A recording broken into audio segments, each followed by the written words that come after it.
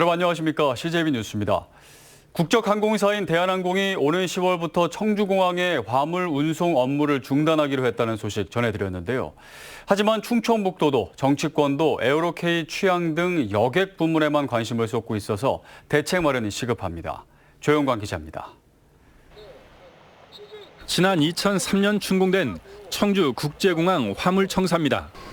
2012년 국제화물기가 첫 취항했지만 1년 만에 운항이 중단됐고 오는 10월에는 제주를 오가는 국내 화물 운송도 중단될 처지에 놓였습니다.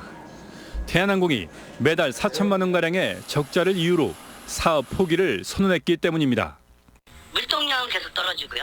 가장 큰 거는 이제 최저임금 52시간제는 계속 이렇게 옥죄어오고 지역사회 기여도 어느 일정 부분 여유가 좀 있어야지 하는 거 아닙니까? 당장 청주공항에 한쪽 날개가 꺾일 수 있는 상황에서 충청북도가 내놓은 대안은 화물 항공사인 가디언즈의 취향을 기다리는 겁니다. 하지만 올해 초 면허 발급 심사에서 한 차례 고배를 마신 가디언즈는 국제 화물 운송만 계획하고 있고 국내 화물 운송은 사업 계획에 없습니다. 가디언즈가 저 지난번 해다가 이제 떨어졌지만은 다시 또 재도전할 거니까. 해결의 실마리를 찾아야 할 정치권도 여객 부문에만 관심을 기울이고 있습니다. 에어로케이 취향 지원과 여객 터미널 증축 등에만 관심이 쏠리다 보니 청주공항의 한 축인 화물 운송은 관심 밖으로 내몰리고 있습니다. 이러한 생활 밀착형 화물을 기반으로 해서 앞으로는 전략적인 수출 화물 산업까지 키워내야 된다는 보관을 가지고 이 사안에 대처해야 될 것입니다. 한편 최근 경영진이 교체된 대한항공은 이번 10월 청주와 대구, 광주공항 화물 운송 포기에 앞서 지난 3월에는 군산과 울산, 여수공항에서도 철수했습니다. CJB 뉴스 조윤광입니다. 직장 내 괴롭힘을 금지하는 법안이 오는 16일부터 시행됩니다. 그동안 폭력이나 성희롱, 부당 노동행위 등은 법으로 대응할 수 있었지만 은밀한 괴롭힘에 대해서는 법적 기준이 없었는데요. 그래서 제정된 건데 풀어야 할 숙제가 아직 많아 보입니다. 진기훈 기자입니다. 지난해 10월 청주에 있는 LG 하우시스 노동자 6명이 직장 내 괴롭힘을 당했다며 폭로했습니다. 동료들의 투명 인간 취급에 연장 근로와 회식에서도 배제되는 등 괴롭힘의 유형도 다양했습니다. 그때는 더 이상 살고 싶지 않다는 생각밖에 없었습니다, 진짜. 이런 직장 내 괴롭힘을 근절하기 위해 직장 내 괴롭힘 방지법이 오는 16일부터 시행됩니다. 근로기준법이 개정된 건데 우선 직장 내 괴롭힘의 정의를 명시했습니다. 회사는 신고가 접수되면 즉시 조사해야 하며 피해 직원의 보호 조치 이행을 의무화했고 신고자에 대한 불리한 처우를 금지하도록 했습니다. 하지만 풀어야 할 숙제도 많습니다.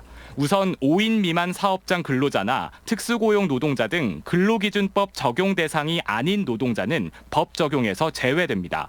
또 가해자에 대한 직접 처벌 조항이 없어 자칫 유명무실한 법이 될 가능성도 높습니다.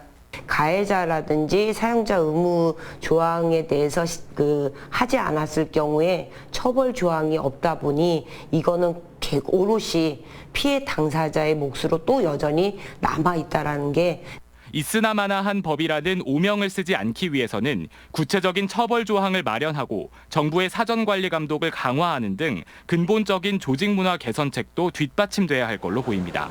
CJB 뉴스 진기훈입니다.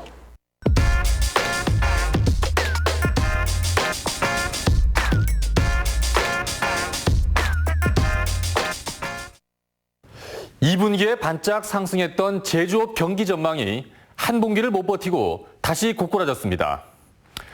청주상공회의소가 충북도 내 330개 제조업체를 대상으로 조사한 결과 3분기 기업 경기 전망지수가 기준점 100에 한참 못 미치는 76으로 집계됐습니다. 대기업, 중소기업을 나눠서 보면 대기업은 84, 중소기업은 75로 중소기업 전망이 훨씬 어두웠습니다. 기업 경기 전망지수 추이를 그래프로 그려봤습니다. 먼저 3분기 전망치가 2분기보다 21포인트나 하락했고요. 여기에 더해서 전체적인 특징을 하나 살펴보면 2017년과 18년 그리고 올해까지 모두 2분기에 올라갔다가 3분기에 떨어지는 그런 패턴을 보이고 있습니다. 그런데 올해는 2분기 고점과 3분기 수치가 작년, 재작년보다 훨씬 낮다는 걸 확인할 수 있습니다. 경영 불확실성에 대해 기업들은 중장기 대책도 물론 필요하겠지만 당장 발등에 불을 끄는 게 시급하다고 입을 모으고 있습니다. 청주상공회의소 최상천 사업본부장입니다. 우리 경제에 활력을 제고하고 체질을 개선하기 위한 대책들을 하루빨리 추진해서 제조업 체감 경기 회복에 모든 노력을 집중해야 할 때인 것 같습니다. 다음은 올 상반기 영업이익 목표치 달성 여부를 물어봤습니다. 대략 60%가 목표치에 미달했다고 답했고 이유는 내수 침체 장기화를 가장 많이 꼽았습니다. 당면 경영 애로사항은 국내외 경기 둔화 등 매출 부진이 가장 많았고 임금 상승 등 비용 부담 증가가 뒤를 이었습니다. 올 하반기 신규 채용 계획은 있다가 35.6%, 없다가 64.4%로 없다가 훨씬 많았습니다. 기업들 상황을 쭉 살펴봤는데요. 올 하반기 고비를 잘 넘길 수 있도록 모든 조치를 강구해야겠습니다. 팩트 더하기 조상우였습니다. 무선 물걸레 청소기를 사용하는 소비자들이 많아지면서 다양한 제품들이 시중에 판매되고 있는데요. 물걸레질의 방식에 따라 성능의 차이를 보였습니다. 이태영 기자입니다. 한국소비자원이 무선 물걸레 청소기 8개 제품에 대한 성능을 시험했습니다. 6개 제품은 원형 회전판이 360도 돌아가며 바닥을 닦는 회전식이고 2개 제품은 직사각형 네모판이 손걸레질과 비슷한 형식을 띠는 왕복식 형태의 물걸레입니다. 모든 제품이 커피 믹스나 수성펜 등 오염 정도가 약한 물질을 제거하는 데에는 별 차이를 보이지 않았습니다. 하지만 시즌 때 제거 시험에서는 대체적으로 회전식 형태의 물걸레 청소기가 더 우수한 청소 성능을 보였습니다. 오염원을 완전히 제거하는데 5개 회전식 제품은 평균 18번의 걸레질로 오염원을 지운 반면 왕복식 2개 제품을 포함한 3개 제품은 20회 이상이 걸렸습니다. 왕복식 제품의 경우에는 또 기계가 작동 시 발생하는 소음이 비교적 높았습니다. 사용 시간과 충전 시간은 제품에 따라 최대 3.5배까지 차이가 벌어졌는데 대체적으로 왕복식 제품이 비교적 오랜 시간 사용할 수 있는 것으로 확인됐습니다. 주요 성능인 청소 성능, 사용 시간, 소음 등에는 제품별로 차이가 있는 것으로 나타났습니다. 따라서 소비자들이 제품 구매 시에는 이번 시험 결과에 나타난 성능과 가격 등의 비교 정보를 종합적으로 고려하여 제품을 선택하는 것이 좋겠습니다. 한편 한국소비자원은 해당 업체에서 제공한 물걸레를 부착해 사용해야 기계의 잦은 고장을 피할 수 있다고 조언했습니다. CJB 뉴스 이태현입니다. 충청북도가 도내 최초로 충북 혁신도시에 조성하려는 스마트시티의 세부적인 그림을 내놨습니다. 살기 더 편하고 안전한 도시를 만들어 정주 여건을 크게 개선하는 게 궁극적인 목표입니다. 구준혜 기자입니다. 첫 입주 5년이 지났지만 충북 혁신도시 주민들은 대중교통과 여가 활동에 여전히 불편을 호소합니다. 같은 기간 범죄 발생 건수는 7배 늘어 안전에 대한 불안감도 높습니다. 밤에 좀 외출할 때요. 조금 어둡고요. 단지 내 이동은 조금 불편해요. 대중교통이 좀 빨리빨리 들어와서 좀 편해졌으면 좋겠어요. 충청북도가 주목한 대안은 스마트시티 조성입니다.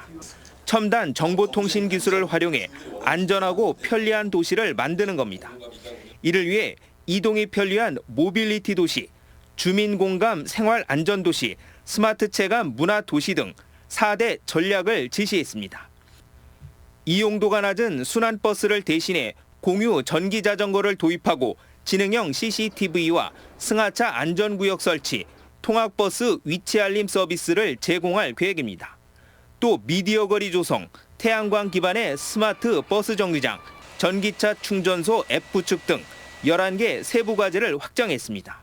서울 수도권 중심으로 해서 전기자전거, 그러니까 개인용 모빌리티 서비스들이 확장이 되고 있는데 이것을 비수도권에서는 전국에서 가장 먼저 도입하는 사례가 되지 않을까. 충청북도는 2022년까지 모든 사업을 마칠 계획입니다. 국비 등 157억 원의 예산을 투입합니다. 생활 또는 에너지 관련 스마트 시티를 건설을 해서 그 효과를 충북 지역 전 지역으로 확산하기 위해서 사전에 이러한 사업을 혁신도시에서 추진하는 것입니다. 충북의 첫 스마트 시티가 완성되면 충북 혁신도시의 정주 여건도 크게 개선될 것으로 기대됩니다. CJB 뉴스 구준혜입니다. 이시종 지사가 지역 경제인들을 도청으로 초청해 일본 수출 규제 대책 마련을 위한 간담회를 열었습니다. 이 지사는 이 자리에서 도경제통상국의 관련 기업들의 피해와 어려움을 접수할 전담 기구를 설치하라고 지시했습니다. 또 일본이 수출을 규제한 수입 품목의 국산화 방안을 정부에 건의하고 관련 정보를 해당 기업에 신속히 전달하라고 당부했습니다. 간담회에 참석한 SK하이닉스 등 20개 기업 관계자들은 일본의 수출 규제 장기화에 대한 우려를 나타냈습니다. 청주시가 구룡공원 사유지 매입비의 정확한 규모를 한국감정원 등 3개 부동산 전문기관에 의뢰해 검증하겠다고 밝혔습니다. 청주시 측은 민간개발사업 제안서의 탁상 감정을 근거로 구룡공원의 사유지 매입 비용이 1,876억 원에 이를 것으로 추산하고 있지만 민간개발 반대 측은 1,000억 원 정도로 청주시가 3년에 걸쳐 매입이 가능하다고 주장하고 있습니다. 한편 청주 구룡산 살리기 시민대책위원회는 청주시청 앞에서 구룡산 민간공원 개발 사업 전면 중단을 촉구하는 기자회견을 열고 반대운동 서명 용지를 공개했습니다. 올해 제천 국제음악영화제의 개막작은 자메이카 레게 연주자들의 음악과 삶을 있는 그대로 담아낸 이나데 야드로 할리우드 스릴러 한니발 라이징의 피터 웨버 감독 작품인데요. 개막작과 감독의 스펙트럼에서 이번 제천 국제음악영화제의 색깔을 짐작할 수 있습니다. 장원석 기자입니다. 올해 제천 국제음악영화제에는 역대 최대인 36개 나라 126편의 음악 영화가 8개 세션으로 나눠 소개됩니다. 개막작으로는 4개 연주자들의 음악 세계를 그린 영국 출신 피터 웨버 감독의 이나데 야드가 선정됐습니다. 비엔나 비스타 소셜 클럽에 필적할 만큼 너무나 아름답고 음악도 훌륭한 그런 음악 다큐멘터리라 개막작으로 선정을 했고요. 영화제 주 공연은 청풍 호반과 동명로 77 무대에서 펼쳐집니다. 유명 아티스트의 원썸머 나잇과 심야 디제잉 프로그램인 쿨라이트, 뮤직 토크 등도 만끽할 수 있습니다. 한국 영화 100주년을 기념해 별들의 고향 등 6편을 특별 상영합니다. 올해는 15주년을 맞아서요. 시민 속으로 가는 제천국제음악영화제라는 어떤 모토를 가지고 시민들과 가까이에서 저희 영화 프로그램을 보실 수 있도록 준비했습니다.